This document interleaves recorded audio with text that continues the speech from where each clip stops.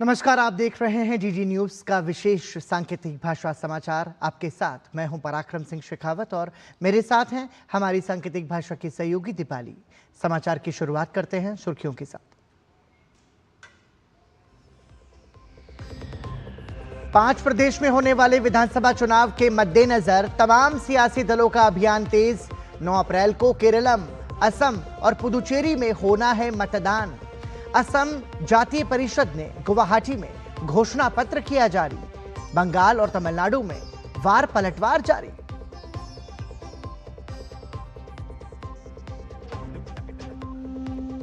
अट्ठाईस तारीख को प्रधानमंत्री मोदी नोएडा इंटरनेशनल एयरपोर्ट के पहले चरण का करेंगे उद्घाटन।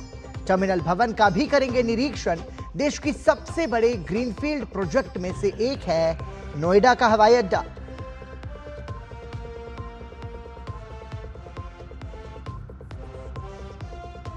रामनगरी अयोध्या में तेज हुई रामलला के जन्मोत्सव की तैयारी। कल सुबह 6:30 बजे से विशेष पूजा अर्चना होगी शुरू। दोपहर 12 बजे रामलला के मस्तक पर दिव्य सूर्य की किरणों से होगा अभिषेक।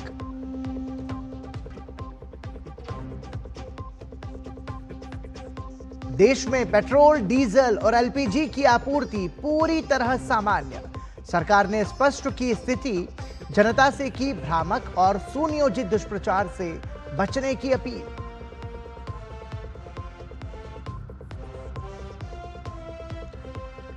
और भारत आने वाले कई जहाजों ने स्ट्रेट ऑफ हॉर्मूज किया पार। ईरान का बड़ा बयान, भारत के लिए खुला है हॉर्मूज। भारत का रुख साफ, देश हित पर फोकस।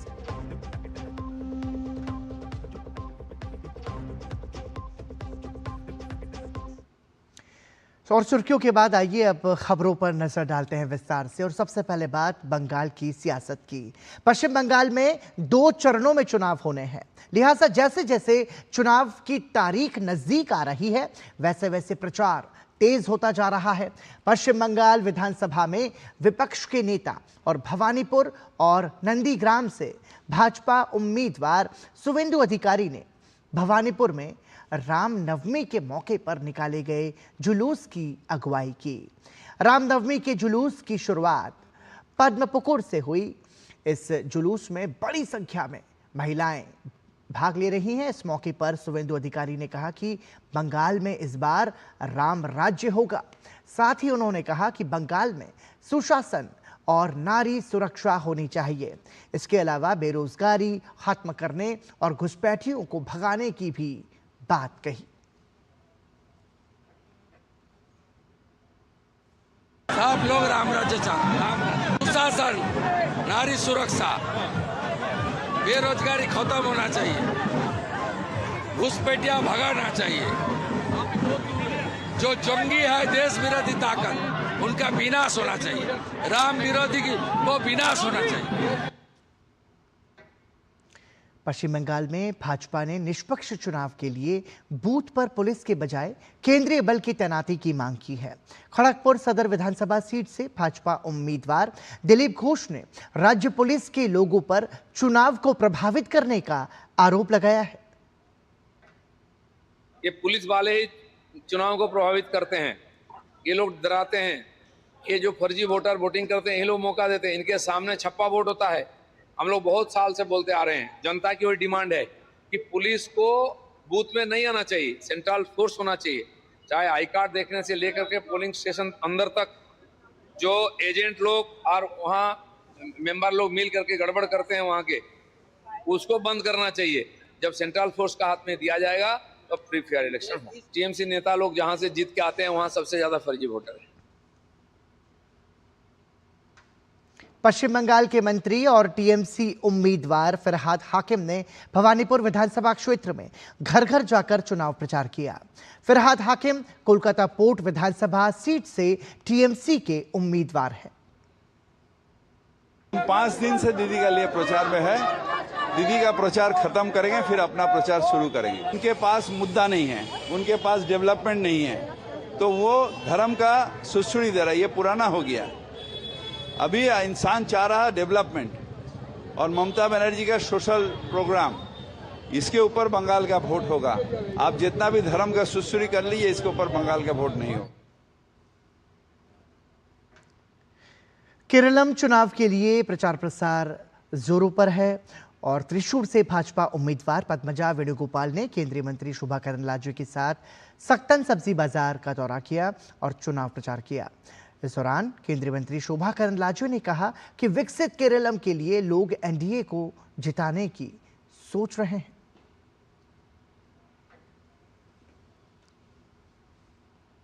पूरा त्रिशूर में पद्मजा का फैमिली को अच्छा नाम है और हमारा बीजेपी भी है। पहले लोकसभा में सुरेश गोपी जी को भी इधर लीड मिला। मुझे लग रहा है ये चुनाव में भी हम लीड करेंगे, ज़्यादा लीड करेंगे। बीजेपी का वोट एंड पद्मजा का वोट के साथ हम बहुत अंतर से जीतेंगे, ऐसा है। पूरा केरल में Bharatiya Janata party and NDA के साथ हम जीतने वाले हैं। बहुत अच्छा माहौल है क्योंकि यूडीएफ एलडीएफ दोनों मिलके ये राज्य को खराब किया। असम में चुनावी सरगर्मी तेज हो गई है। असम जातीय परिषद एजेपी ने गुवाहाटी में प्रेस कॉन्फ्रेंस कर अपना चुनावी घोषणा पत्र जारी किया है। पार्टी अध्यक्ष लुरिनज्योति गोगोई की मौजूदगी में जारी इस घोषणा पत्र में मूल निवासियों की पहचान, जनजातीय सुरक्षा, युवाओं के सशक्तिकरण और बेरोजगारी से निपटने के लिए विशेष योजनाओं पर जोर दिया गया है। खोवांग विधानसभा सीट पर इस बार मुकाबला दिलचस्प हो गया है, जहां एजेपी अध्यक्ष लुरिनज्योति गोगोई का सामना 2 बार के भाजपा विधायक चक्रधर गोगोई से है।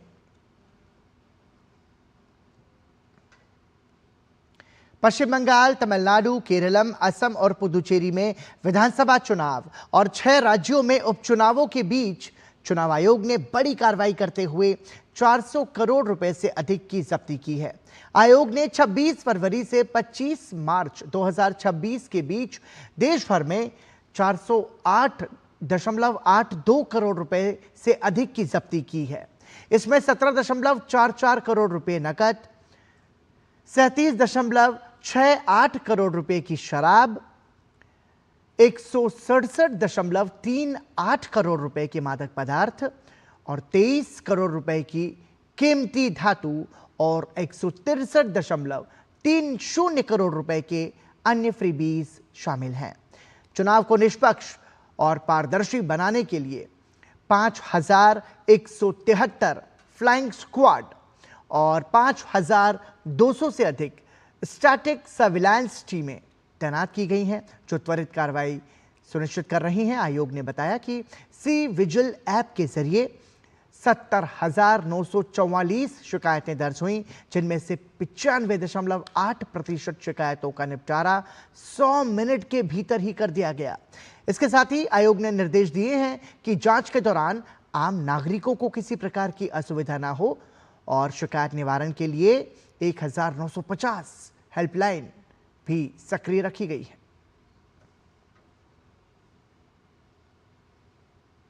भारतीय जनता पार्टी ने अपने इस दिन उस वर्ष अभियान के तहत कांग्रेस पर तीखा हमला बोला है।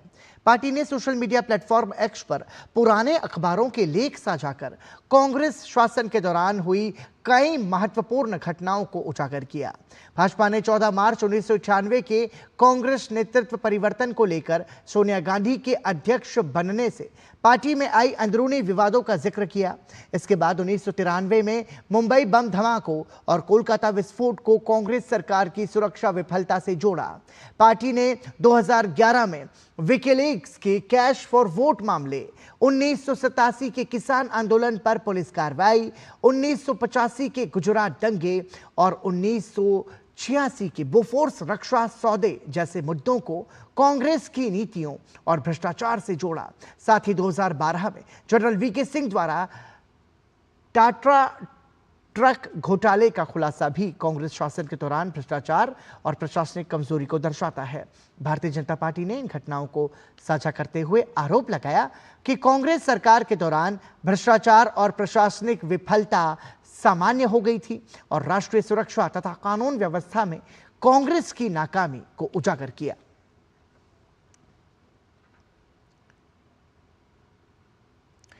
दिल्ली से लंदन जा रहा एयर इंडिया का विमान AI 111 को एक संभावित तकनीकी खराबी के कारण एहतियातन वापस दिल्ली लौटना पड़ा। विमान सुरक्षित रूप से दिल्ली एयरपोर्ट पर उतर गया।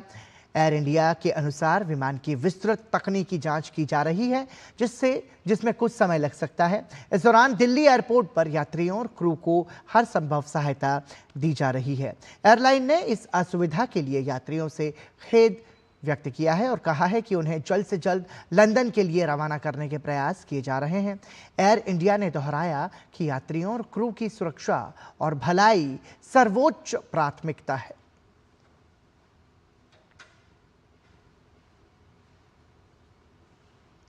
नई दिल्ली के स्वामीनारायण अक्षरधाम मंदिर में श्री नीलकंठ वर्णी महाराज की 108 फीट ऊंची प्रतिमा प्रतिष्ठित की गई। ये प्रतिमा पूरे विश्व में एकमात्र सबसे विशाल मूर्ति है जो एक पैर पर अडिग है। मूर्ति प्रतिष्ठा महोत्सव ब्रह्मस्वरूप महंत स्वामी महाराज के मार्गदर्शन और उपस्थिति में भव्यता के साथ संपन्न हुआ।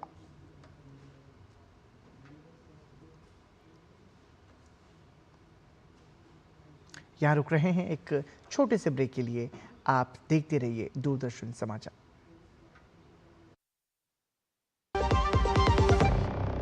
जब धरती चीर कर निकलता है लोहे का पत्थर और मिलता है मोंगिया के जोश से, फिर तपता है, पिघलता है और बनता है फौलाद।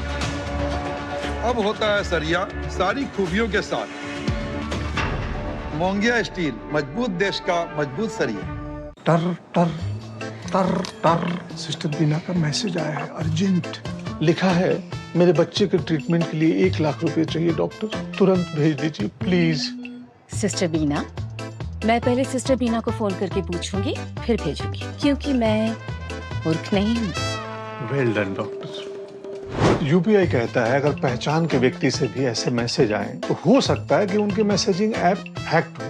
तो पहले नॉर्मल कॉल करके चेक करो और कहो मैं मूर्ख नहीं हूं। जाइए आप भी किसी का टेस्ट लीजिए। ब्रेक के बाद एक बार फिर आपका स्वागत। आप देख रहे हैं डीडी न्यूज का विशेष सांकेतिक भाषा समाचार। रामनगरी अयोध्या 27 मार्च को रामनवमी के पावन अवसर पर भक्ति, आस्था और भव्यता के अद्भुत संगम की साक्षी बनने जा रही है। श्री राम जन्मभूमि मंदिर में इस खास मौके के लिए सभी तैयारियां पूरी कर ली गई हैं और लाखों श्रद्धालुओं के आगमन की संभावना को देखते हुए व्यापक इंतजाम किए गए हैं। मंदिर प्रशासन के अनुसार रामनवमी के दिन मंदिर पूरे दिन श्रद्धालुओं के लिए खुला रहेगा और देश विदेश से आने वाले भक्त सहजता से रामलला के दर्शन कर सकें, ऐसी व्यवस्था की जाएगी। कल सुबह 6:30 बजे से अनुष्ठान शुरू होंगे जो 11 बजे तक चलेंगे। इसके बाद दोपहर ठीक 12 बजे भगवान रामलला का जन्मोत्सव मनाया जाएगा। इस दौरान सूर्य की किरणें रामलला के मस्तक पर पड़कर दिव्य सूर्य तिलक का अद्भुत दृश्य प्रस्तुत करेंगी, जिसे LED स्क्रीन के माध्यम से भी प्रसारित किया जाएगा। इस खास अवसर पर भगवान को करीब 6 क्विंटल पंजीरी और 56 भोग का प्रसाद चढ़ाया जाएगा। मंदिर परिसर में बधाई गान और फूल बंगला झांकी भक्तों के आकर्षण का केंद्र रहेगी। श्रद्धालुओं की सुविधा के लिए दर्शन मार्ग पर मैट और छाया की व्यवस्था की गई है। शाम होते ही मंदिर का शिखर भव्य फसाड लाइटिंग से जगमगा उठेगा, जिससे पूरी अयोध्या नगरी दिव्य आभा से सराबोर नजर आएगी।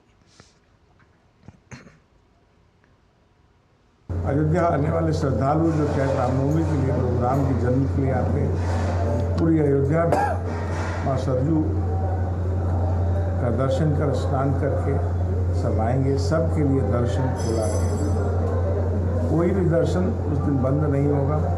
प्रातःकाल भगवान का अभिषेक प्रारंभ होगा, वो 11 बजे तक चलेगा। 11 बजे के बाद भगवान का श्रृंगार होगा और श्रृंगार के बाद दोपहर भगवान का 56 भोग भगवान को अर्पित किया जाएगा। भोग आरती होगी, भगवान का जन्म होगा। 12 बजे जन्म की आरती होगी, सूर्य का तिलक होगा। वहीं रामनवमी मेले को लेकर प्रशासन पूरी तरह अलर्ट मोड में है। सुरक्षा व्यवस्थाओं की निगरानी के लिए एडीजी जोन प्रवीण कुमार ने अधिकारियों के साथ बैठक कर तैयारियों की समीक्षा की और आवश्यक दिशा निर्देश दिए। भारी भीड़ को देखते हुए पूरे मेला क्षेत्र को जोन और सेक्टर में बांटकर सुरक्षा बलों की तैनाती की गई है। शहर में रूट डाइवर्जन लागू रहेगा ताकि श्रद्धालुओं को किसी प्रकार की असुविधा न हो। राम मंदिर, हनुमानगढ़ी और कनक भवन सहित सभी प्रमुख मंदिरों पर कड़ी सुरक्षा व्यवस्था की गई है। स्थानीय पुलिस के साथ एटीएस और एसटीएफ की टीमें भी सुरक्षा में तैनात रहेंगी। पूरी अयोध्या को सीसीटीवी कैमरों से कवर किया गया है, जिनकी निगरानी कंट्रोल रूम से की जाएगी। वहीं सरयू घाटों पर स्नान के दौरान सुरक्षा के लिए एसडीआरएफ और जल पुलिस की तैनाती सुनिश्चित की गई है। 27 मार्च को अयोध्या में रामनवमी का पर्व भक्ति, भव्य आयोजन और अभूतपूर्व सुरक्षा व्यवस्थाओं के साथ ऐतिहासिक रूप में मनाया जाएगा। 27 तारीख को यहाँ पर राम जन्म भूमि मंदिर में श्री राम नवमी का आयोजन है। इसी प्रकार से पूरे अयोध्या में श्री राम नवमी का आयोजन होगा।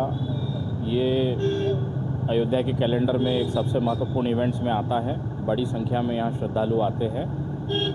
तो इस आयोजन के दृष्टिगत आज commissioner sir, ADG zone sir, DIG sir, इन्होंने मौका मुआयना किया और साथ ही साथ अधिकारियों की मीटिंग ली। जो तैयारियां हैं उनको अंतिम रूप दिया और आने वाले श्रद्धालुओं को कम से कम कठिनाई का सामना हो और उसके साथ साथ यहाँ पर क्राउड मैनेजमेंट प्रॉपर हो, कोई गुंजाइश ना रहे किसी चीज़ की। इन्हीं बिंदुओं पर चर्चा हुई। रामनवमी का पर्व यहाँ बड़े हर्षोल्लास के साथ मनाया जाना है और 19 तारीख से ही नवरात्रि का त्यौहार भी उसका प्रारंभ हुआ है। इन सभी व्यवस्थाओं को देखते हुए श्रद्धालुओं का आवागमन लगातार अयोध्या धाम में भारी संख्या में हो रहा है। तभी से लेकर के पूरे अयोध्या धाम में जोन्स और सेक्टर्स में गस्टेड ऑफिसर्स की निगरानी में फोर्स की डिप्लॉयमेंट किया गया है।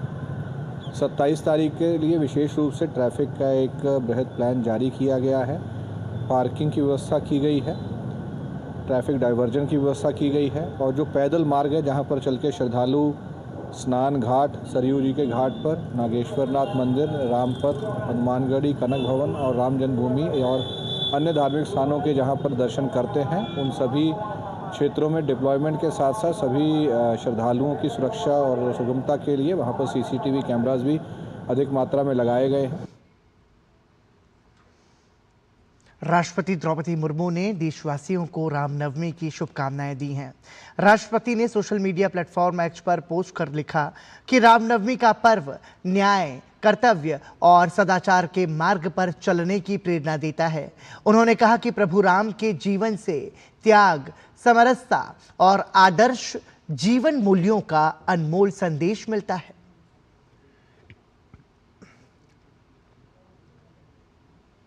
प्रधानमंत्री नरेंद्र मोदी ने भी देशवासियों को रामनवमी की शुभकामनाएं दी हैं। प्रधानमंत्री ने सोशल मीडिया प्लेटफॉर्म एक्स पर अपने संदेश में लिखा, देश भर के मेरे परिवारजनों को रामनवमी की असीम शुभकामनाएं।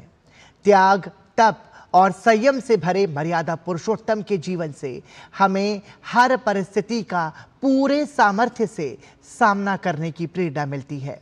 उनके आदर्श अनंत काल तक भारतवासियों के साथ साथ संपूर्ण मानवता के पथ प्रदर्शक बने रहेंगे।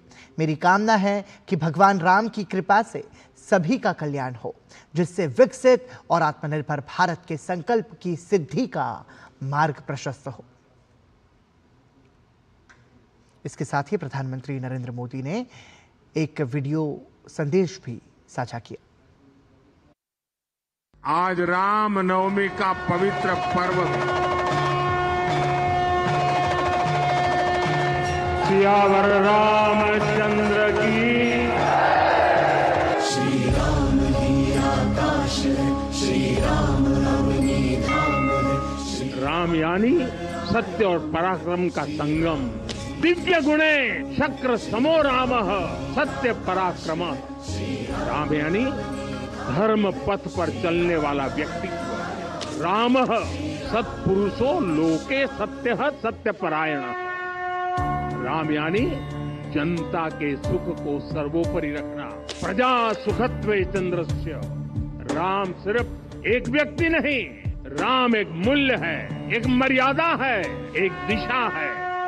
राम राम श्री राम राम जय राम राम बोलो राम राम बोलो राम राम राम श्री राम राम राम जय राम राम राम बोलो राम राम राम। प्रभु राम मानवता का प्रतिनिधित्व करते हैं, मानवता के उच्च मूल्यों का प्रतिनिधित्व करते हैं, मानवता के आदर्शों का प्रतिनिधित्व करते हैं, मर्यादाओं को रेखांकित करते हैं और विवेक, त्याग, तपस्या उसकी एक मिसाल हमारे बीच छोड़ करके गए। चरण कमल सब शीश झुकायो बोलो राम राम श्री राम राम जय राम राम बोलो राम राम बोलो राम राम राम श्री राम राम। प्रधानमंत्री नरेंद्र मोदी शनिवार को उत्तर प्रदेश के दौरे पर रहेंगे। वो गौतम बुद्ध नगर के जेवर स्थित नोएडा अंतर्राष्ट्रीय हवाई अड्डे के टर्मिनल भवन का निरीक्षण करेंगे। इसके बाद वो नोएडा अंतर्राष्ट्रीय हवाई अड्डे के पहले चरण का उद्घाटन करेंगे और इस अवसर पर जनसभा को संबोधित करेंगे। नोएडा अंतर्राष्ट्रीय हवाई अड्डे का उद्घाटन भारत के वैश्विक विमानन केंद्र बनने की दिशा में एक महत्वपूर्ण मील का पत्थर है।